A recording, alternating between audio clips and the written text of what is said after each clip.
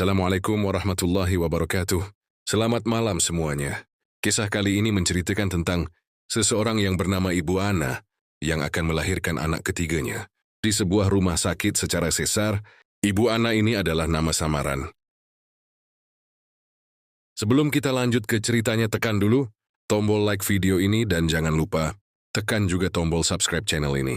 Nyalakan juga lonceng notifikasinya agar tidak ketinggalan cerita-cerita lainnya. Dan seperti apa kisahnya kali ini? Langsung saja kita masuk ke ceritanya. Ibu Ana saat ini tinggal di sebuah kecamatan yang ada di Jawa Tengah dan beliau cerita tentang kejadian yang pernah beliau alami di sekitaran tahun 2010. Di tahun 2010, Bu Ana ini mau melahirkan anak ketiganya dan pada waktu itu Ibu Ana akan melahirkan melalui persalinan secara keiser. Jadi ceritanya 2 hari setelah Bu Ana ulang tahun, Bu Ana diantar oleh ibu dan juga suaminya menuju ke sebuah rumah sakit yang ada di kabupaten. Kita tidak akan sebut nama rumah sakitnya, karena disinilah nanti terjadi sebuah kejadian yang dialami oleh Bu Ana. Beberapa hari kemudian, singkat cerita ketika Bu Ana dan keluarga sampai di rumah sakit ini, suaminya langsung kembali lagi ke rumahnya yang ada di kampung untuk mengurusi 2 orang anaknya.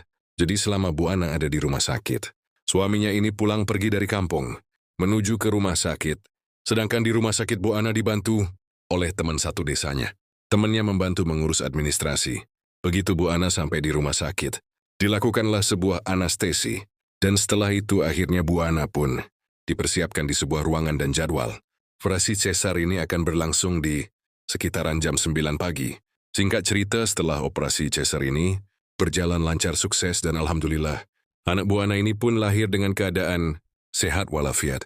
Jadi waktu itu bayi Bu Ana yang baru lahir ditempatkan di ruang inkubator. Selama bayi Bu Ana berada di ruang inkubator, Bu Ana ditemani oleh ibunya dan juga Mbak Siti. Singkat cerita, setelah beberapa hari, Bu Ana ada di rumah sakit dan sudah waktunya pulang. Bu Ana pun mulai bersiap-siap. Barang-barangnya mulai dikemas dan waktu itu Mbak Siti yang biasa membantu administrasi turun lebih dulu untuk mengurus administrasinya. Jadi waktu itu Ana ditemani ibunya. Sekitar jam 10 pagi Ana dan ibunya turun menuju ke ruang bayi. Di sanalah dia mau mengambil bayinya. Ternyata suster ini keluar dan dia mengatakan, "Maaf bayi ibu, mau kami mandikan dulu. Ditunggu sekitar 15 menit ya." "Oh ya sudah, saya tinggal jalan-jalan dulu." Nah setelah itu akhirnya Ana dan ibunya jalan-jalan lebih dulu. Dia jalan-jalan di lorong-lorong rumah sakit. Dan di samping ruangan bayi itu ada sebuah toilet.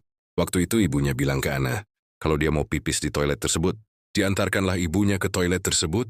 Ternyata di toilet ini ada seorang cleaning service yang lagi membersihkan toilet.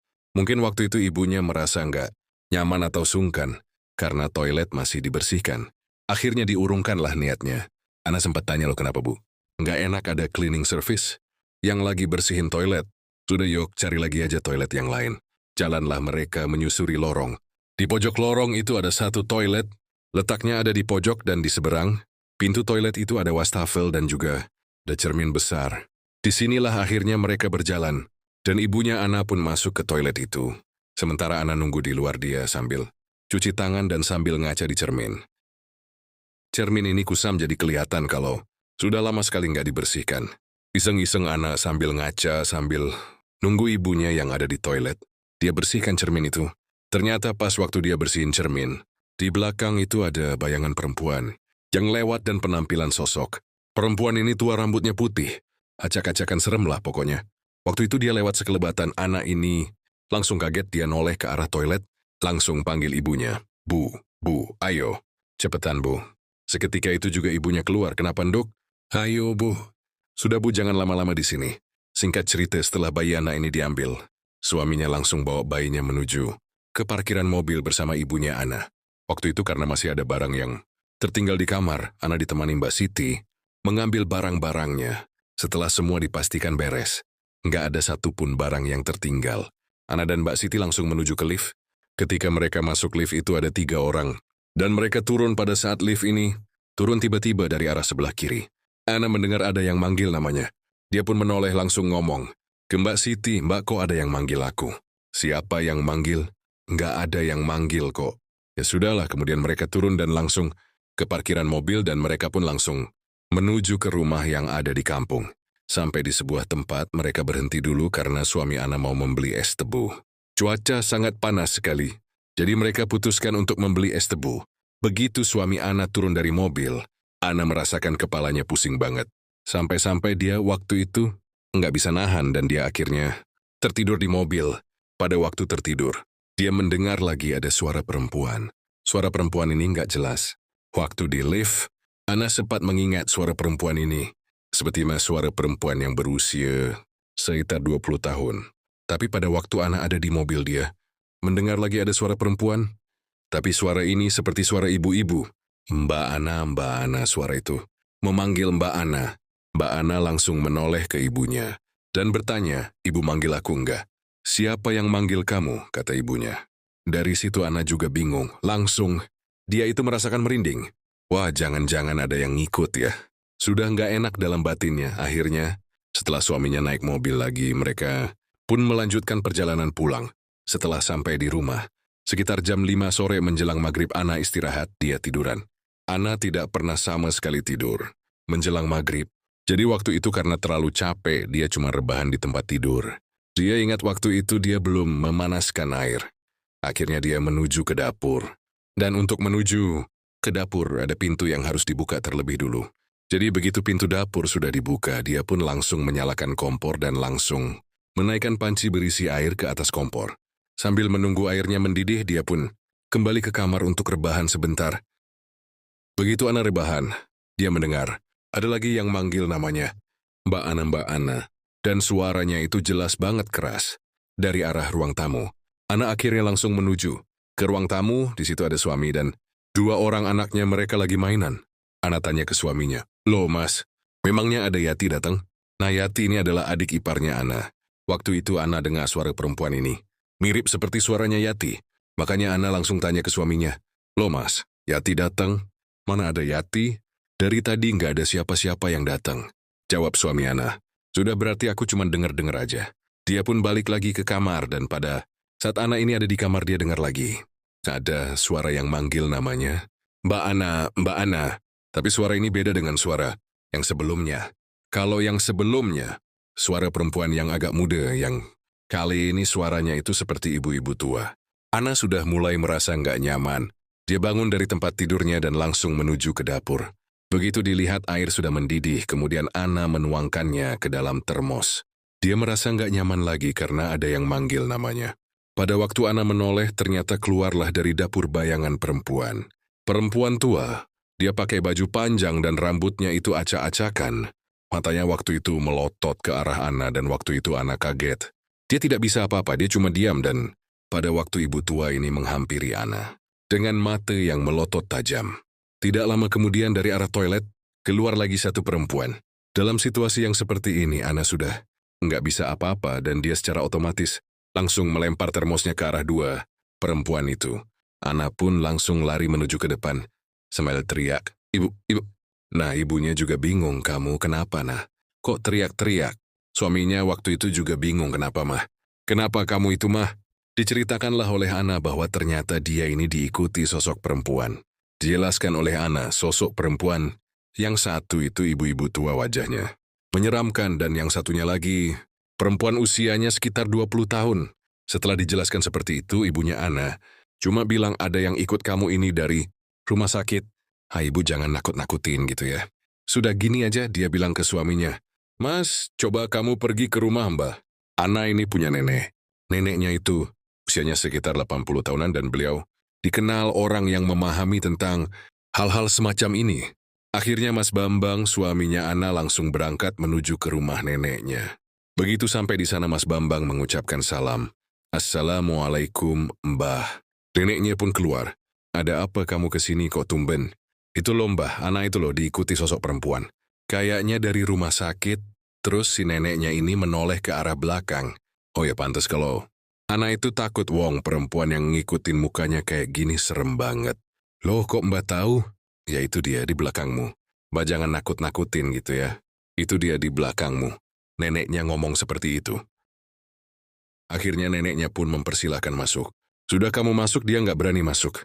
Neneknya Ana ini dikenal orang yang paham tentang hal semacam ini. Ana bercerita bahwa neneknya ini nggak pernah sama sekali meninggalkan sholat malam. Dan setiap kali dimintain tolong oleh orang tentang hal-hal semacam ini, beliau selalu menyempatkan untuk sholat 2 rakaat lebih dulu, barulah beliau ini mengeluarkan air putih yang sudah didoakan. Ketika suami Ana ada di sana, dia bilang bahwa Ana diikuti sosok perempuan, dan waktu itu neneknya bilang ke suaminya Ana, "Ya sudah, tunggu di sini dulu. Mbah mau sholat dulu." Selesai sholat mbahnya, Ana keluar sambil bawa air. Air ini kasihkan ke Ana. Kata Mbah, yang separuh diminum, yang separuh lagi kamu basuhkan ke seluruh tubuhnya sambil baca doa. "Ya sudah, saya pamit dulu Mbah," kata Mas Bambang. "Ya sudah sana. Hati-hati ya." Pulanglah suaminya Ana menuju ke rumah. Begitu sampai di rumah, suaminya langsung ngomong ke Ana, "Dek, yang separuh kamu minum dan separuh lagi kamu basuhkan ke seluruh tubuh. Sambil kamu baca doa ya." Setelah Ana minum, dia membacakan Al-Fatihah. Yang bisa dia baca ayat kursi, dia baca Al-Ikhlas, An-Nas dan juga Al-Falaq. Setelah membaca ayat-ayat itu, memang dia merasa agak sedikit tenang, meskipun pada saat itu Ana juga masih merasa was-was. Dia sesekali menoleh ke arah pojokan-pojokan ruangan. Hal itu dilakukan karena Ana masih merasa was-was. Setelah Ana mulai tenang, sekitar jam 8:30 malam dia sudah mulai bisa tidur. Dalam tidurnya inilah akhirnya Ana mimpi. Dia tiba-tiba berada di rumah sakit tempat dia melahirkan dengan kondisi sepi. Tiba-tiba Ana berjalan di lorong dan langsung mendekati toilet yang waktu itu dia singgahi. Toilet ini masih sama persis ada di pojokan lorong, dan di seberang pintu toilet itu ada cermin dan wastafel. Tiba-tiba belum sampai ke toilet, Ana melihat ada ibu-ibu yang keluar dari toilet itu dan dalam kondisi yang marah. Tidak lama setelah itu keluarlah satu orang perempuan lagi. Usianya sekitar 20 tahun. Waktu itu Ana kaget, loh ini kan 2 perempuan yang mendatangi aku waktu itu. 2 perempuan itu saling berdebat. Dalam dialog inilah Ana paham ternyata mereka itu berdebat tentang sesuatu. Kira-kira mereka itu lagi membahas sesuatu. Dari sinilah Ana bisa menyimpulkan bahwa perempuan tua ini adalah ibunya dan perempuan muda dengan usia 20 tahun itu adalah anaknya. Jadi mereka ini memperdebatkan anaknya itu menginginkan kandungannya digugurkan. Tapi pada saat itu ibunya tidak setuju. "Pokoknya ibu nggak mau kamu harus melahirkan anakmu." "Ngapain aku melahirkan? Suamiku aja tidak mengakui anak ini." Jadi muncullah perdebatan itu, dan waktu itu mereka berdua seperti tidak melihat kehadirannya Ana. Jadi Ana menyaksikan itu seperti sebuah drama atau film. Ana melihat jelas adegan itu, adegan perdebatan antara ibu dan Ana. Ibunya terus-menerus bilang, "Pokoknya ibu mau kamu harus tetap melahirkan." Sementara si anaknya terus ngotot, dia ingin menggugurkan kandungannya. "Kalau ibu nggak mau, lebih baik saya mati sama anakku." Ketika perempuan ini mengancam, dia langsung masuk ke toilet. Nggak tahu dia dapat pecahan kaca dari mana. Urat nadinya ini diiris, nggak sampai di situ perutnya juga ditusuk-tusuk. Dan pada akhirnya perempuan ini meninggal di toilet tersebut dengan darah yang bercucuran di mana-mana. Melihat situasi semacam itu, ibunya teriak histeris, dan pada saat yang bersamaan ibunya menoleh kanan kiri dan dia melihat ada racun serangga di situ. Langsunglah ibunya mengambil racun serangga tersebut diminum pada saat yang bersamaan. Tidak lama setelah itu ibunya pun meninggal. Begitu melihat situasi semacam itu, Ana kaget. Gemeteran karena melihat semua adegannya. Dia seolah nggak percaya, tapi dia melihat kejadian ini secara nyata. Setelah melihat 2 orang perempuan ini mati di sana, akhirnya Ana pun agak mundur. Ternyata ketika Ana mencoba menjauhi, tiba-tiba ibunya ini bangun dalam keadaan yang masih berbusa mulutnya, menatap tajam ke arah Ana, dan juga si perempuan ini yang tadi sudah mati dengan kondisi urat nadi yang sudah diiris. Dia bangun dengan tatapan mata yang tajam, menuju ke arah Ana. Perempuan ini bilang, "Kalau aku sama anakku mati, kamu juga harus mati." Ana ketakutan, "Loh, salahku apa Mbak?" "Aku orang nggak salah apa-apa, pokoknya kamu harus mati." Nah, setelah itu si perempuan tua ini juga ngomong ke Ana, "Kamu harus mati. Anakku dan juga cucuku mati, kamu harus mati." "Loh, saya nggak salah apa-apa." Pada saat Ana ketakutan, dia nggak bisa lari, tiba-tiba muncullah neneknya Ana. Neneknya Ana ini datang langsung nunjuk kepada 2 orang perempuan. Neneknya Ana cuma bilang, "Sana pulang. Jangan mengganggu cucu saya ya. Kalau terus-terusan mengganggu, saya bakar kalian." Setelah neneknya Ana ngomong seperti itu, kedua orang perempuan tersebut takut. Kelihatan sekali dari raut wajahnya. Tidak lama setelah itu mereka mundur, pelan-pelan dan kemudian menghilang. Kemudian Ana terbangun dari mimpinya. Keringatnya bercucuran dan dia ceritakan hal itu kepada ibu dan juga suaminya. Diceritakan semua awal mula kejadiannya yang dia lihat di rumah sakit. Setelah Ana cerita seperti itu keesokan harinya, dia nggak lagi merasakan apa-apa. Badannya sudah mulai membaik dan sosok dua perempuan tersebut sudah tidak lagi hadir di dalam mimpinya. Suara-suara aneh itu juga tidak pernah terdengar lagi oleh Ana. Setelah itulah Ana mulai merasa aman dan pada akhirnya, sampai hari ini Ana tidak trauma setiap kali datang ke rumah sakit. Hal inilah yang tersimpan oleh Ana sampai hari ini. Ketika dia masuk rumah sakit, dia masih ingat-ingat lagi tentang kejadian yang dialami beberapa tahun yang lalu di tahun 2010 itu. Demikianlah kisah Ibu Ana yang melahirkan anak ketiganya melalui operasi sesar di sebuah rumah sakit. Nantikan kisah-kisah berikutnya dari channel Hening Sunyi.